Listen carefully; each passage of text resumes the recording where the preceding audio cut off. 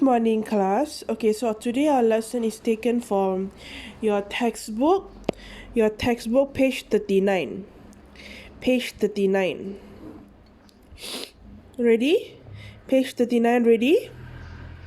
Okay, so let's start. Page 39. I use the whiteboard, yeah, class?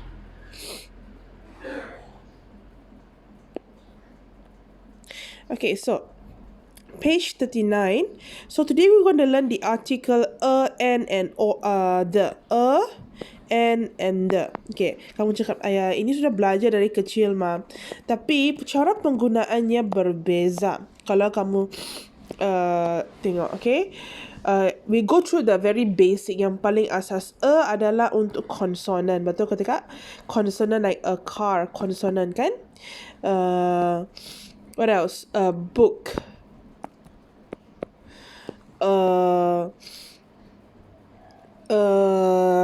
What else consonant? A zebra. Semua ini konsonan kan?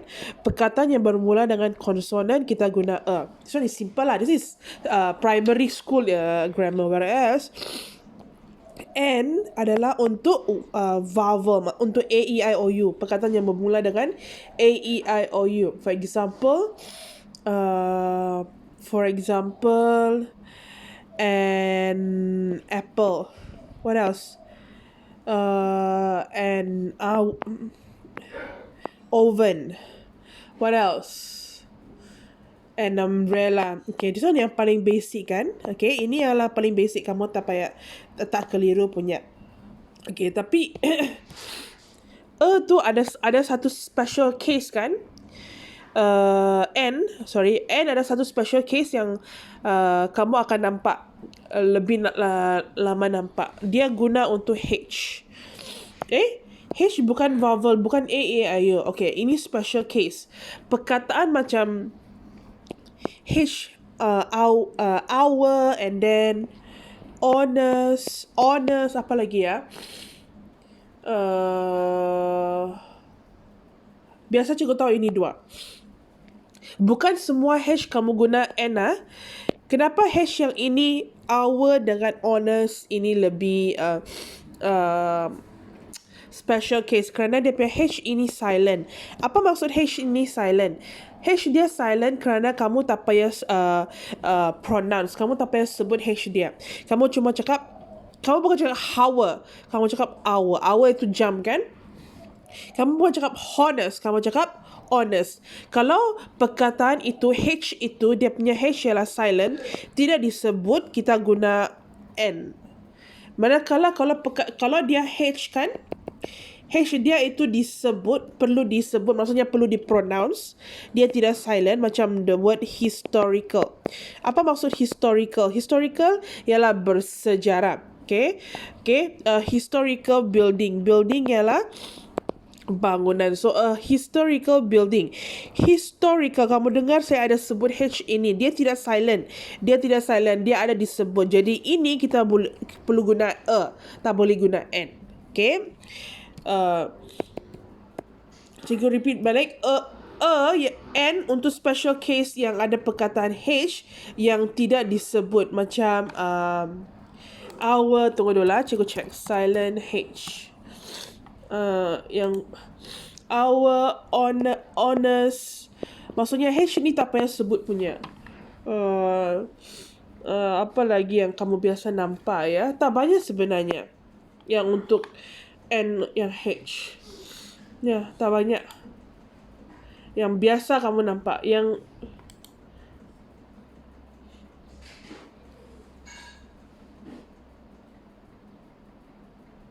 tunggu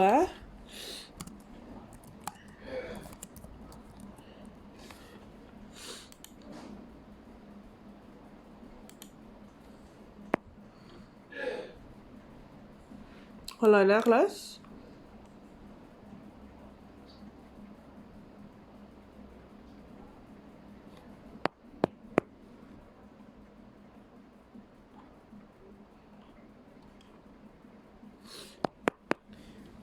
Something wrong with my... Okay, beginilah. Ini dua saja perkataan yang biasa kamu akan guna. Okay. Yang 1 jam, an hour, bukan a hour ya kelas, okay? So, apa beza penggunaan an dengan the? Semua bermaksud apa dalam dengan n dalam BM Kamu faham lah, cikgu tak boleh jelaskan. Okay, apa beza penggunaan dia? Okay. Pembezaan penggunaannya ialah, cikgu kasih kamu contoh ya. Kalau cikgu cakap, if I say, let's read a book. Okay. Mari kita baca satu buku. Buku mana-mana pun boleh. Kerana dia cakap dengan the. Okay. Secara cikgu jelaskan dulu. Dengan and, dia tidak spesifik. Apa maksud spesifik? Okay. Maksudnya kamu spesifik maksudnya yang khusus. Bukan khusus. Bukan yang tertentu. Maksudnya mana-mana pun boleh. Mana-mana pun boleh. Dia tidak cakap yang itu. Dia cakap mana-mana saja. Asalkan buku. Manakala kalau dia adalah khusus. Kalau saya cakap, I want to read the book. I want to read the book. Mesti buku itu merujuk kepada satu buku tertentu. Dia tak boleh buku mana-mana sahaja. Dia salah satu buku tertentu. Okay, cikgu kasih kamu tulis dalam ayat supaya kamu nampak lebih jelas. Okay, kalau cakap let's read a book, bermaksud saya mau baca mana-mana buku pun boleh. Asalkan satu buku. Okay, asalkan satu buku. Macam mana cikgu tahu satu buku? Kerana satu saja. Dengan n satu sahaja. Kelas satu sahaja. Manakala kalau cikgu cakap, let's read the book. Okay, the book. Ini merujuk kepada satu buku tertentu. Dia tidak cakap tajuk buku itu, tetapi dia merujuk kepada satu buku tertentu. Tidak boleh mana-mana sahaja. Okay, mungkin pada ketika masa dia cakap itu kan, dia tengah pegang satu buku. Let's read the book. Atau dia menunjuk let's read the book. Okay. Okay, dia mesti merujuk kepada buku tertentu. Okay, of course adalah dalam dialog itu dia akan beritahu kamu buku yang mana lah. Okay, okay. Dengan n, cikgu nak beritahu. Dengan n cuma, sorry ya, hold on. Dengan n cuma boleh untuk satu sahaja. Betul ke tidak? Satu benda saja, satu manusia ke apa-apalah, mestinya satu saja. Manakala kalau dia boleh lebih daripada satu. Macam apa maksud boleh lebih daripada satu? For example, let's read the books. Dia boleh lebih dari satu. Maksudnya dia merujuk kepada buku-buku, beberapa buku yang tertentu. Dia boleh lebih daripada satu. Ataupun dia boleh satu sahaja. Manakala dengan n, dia cuma boleh satu sahaja. Okay, cikgu tunjuk kamu satu lagi contoh. Contohnya,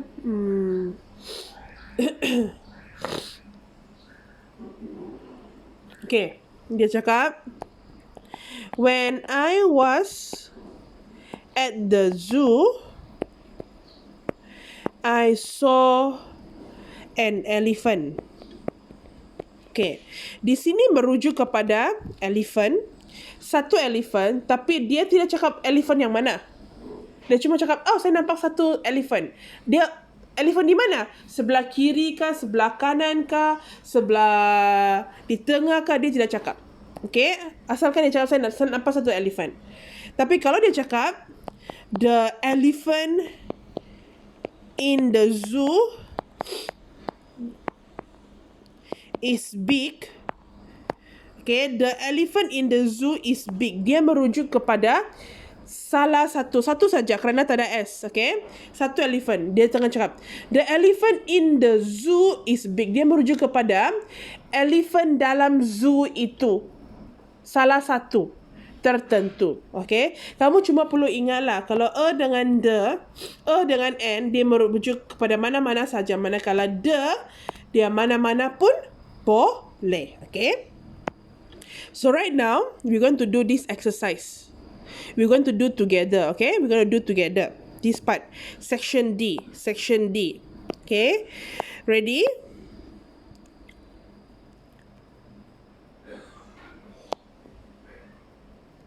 Okay. We do it together. Okay. Let's do it. Okay. It says, complete the sentences with an or, an or, and or, the or, ini. Apa maksud ini? Maksudnya tak payah tambah apa-apa.